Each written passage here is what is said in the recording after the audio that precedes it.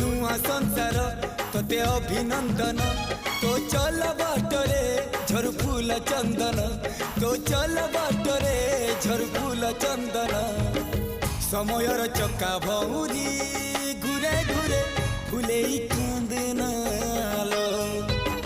चढ़ीबु तू फूल सवारी